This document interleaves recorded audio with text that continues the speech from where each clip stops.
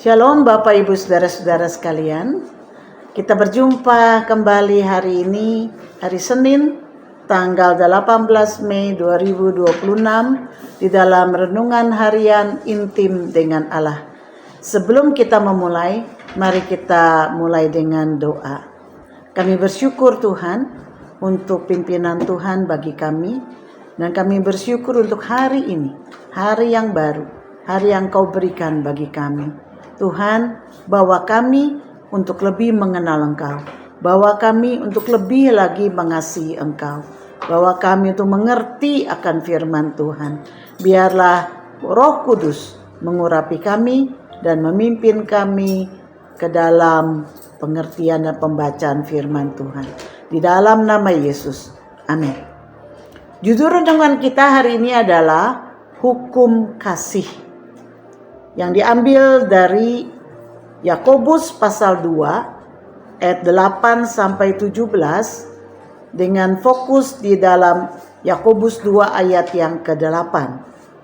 Sementara pembacaan Alkitab 1 tahun diambil dari 1 Raja-Raja pasal 8 dan pasal 9 serta Injil Matius pasal 8 ayat 1 sampai 17.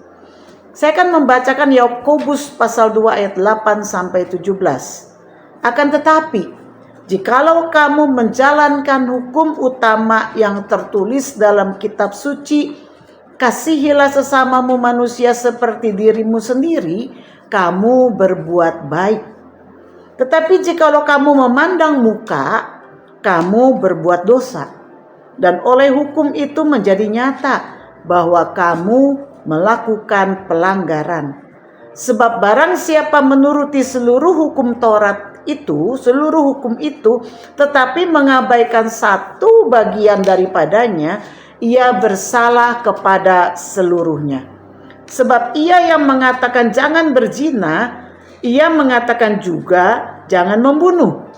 Jadi jika kamu tidak berzina tetapi membunuh, maka kamu menjadi pelanggar hukum juga. Berkatalah dan berlakulah seperti orang-orang yang akan dihakimi oleh hukum yang memerdekakan orang. Sebab penghakiman yang tak berbelas kasihan akan berlaku atas orang yang tidak berbelas kasihan.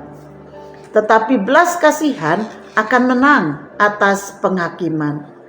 Apakah gunanya saudara-saudaraku jika seorang mengatakan bahwa ia mempunyai iman, padahal ia tidak mempunyai perbuatan? Dapatkah iman itu menyelamatkan dia? Jika seorang saudara atau saudari tidak mempunyai pakaian dan kekurangan makanan sehari-hari, dan seorang dari antara kamu berkata, "Selamat jalan, kenakanlah kain panas dan makanlah sampai kenyang," tetapi ia tidak memberikan kepadanya apa yang perlu bagi tubuhnya, apakah gunanya itu? Demikian juga halnya dengan iman. Jika iman itu tidak disertai perbuatan, maka iman itu pada hakikatnya adalah mati. Bapak Ibu Saudara, kasih dan iman adalah dua hal yang berjalan berdampingan. Kasih adalah wujud nyata dari iman kita, baik kasih kepada Tuhan maupun kasih kepada diri sendiri dan sesama. Bagaimana kita membuktikan bahwa kita beriman kepada Tuhan jika kita tidak mengasihi Dia? Mengasihi Allah diwujudkan dalam bentuk beribadah kepadanya, belajar mengenal Dia, dan perintah-perintah serta janji-janjinya yang kita bisa peroleh dari Alkitab yang telah tersedia bagi kita. Lalu mentaati segala yang diperintahkannya, menjaga hubungan yang intens dengan Allah Tritunggal melalui doa setiap waktu, dan memiliki gaya hidup yang memuliakan nama Tuhan. Kasih kita kepada Allah juga dibuktikan melalui kasih kita kepada diri sendiri dan sesama. Ada banyak orang yang tidak mengasihi dirinya, tidak menyadari bahwa dirinya adalah berharga di hadapan Tuhan, sehingga sering menghancurkan dirinya sendiri melalui apa? Melalui makanan, melalui minuman, melalui obat-obatan, maupun kebiasaan-kebiasaan yang merusak citra diri maupun mental dan karakternya. Jika kita beriman, maka kita pun harus memandang diri kita seperti Tuhan memandang kita, dan demi kita Dia mau berkorban dan mati supaya kita diselamatkan. Dengan cara pandang seperti inilah kita bisa mengasihi diri kita sendiri dengan cara yang sepatutnya. Mengasihi Tuhan sebagai bentuk iman kita juga harus dibuktikan dengan kasih kita kepada sesama. Biasanya kita mengasihi orang lain yang memenuhi kriteria kita, seperti karena kebaikannya, karena dia berjasa bagi kita, karena kita membutuhkan dia, karena dia pasangan saya, karena dia anak atau keluarga saya. Kasih kita umumnya berdasarkan prinsip transaksi. Kita mengasihi karena ada sesuatu yang kita dapatkan sebagai timbal balik. Ini bukanlah prinsip kasih dalam Kristus. Hukum kasih dalam Kristus adalah seperti cara Kristus mengasihi kita, manusia yang tidak layak menerima kasihnya, namun Dia memberikannya dengan tidak bersyarat. Inilah yang seharusnya cara kita mengasihi sesama, yakni bukan karena dia layak atau pantas kita kasihi, tetapi karena Tuhan telah lebih dahulu mengasihi kita yang tidak pantas ini. Inilah prinsip kasih dari iman kita kepada Kristus. Jadi bukan fokusnya kepada diri kita, melainkan kepada bagaimana Tuhan memandang kepada orang tersebut. Jika kita fokus kepada diri kita, maka kita sulit mengasihi mereka yang menyakiti hati kita.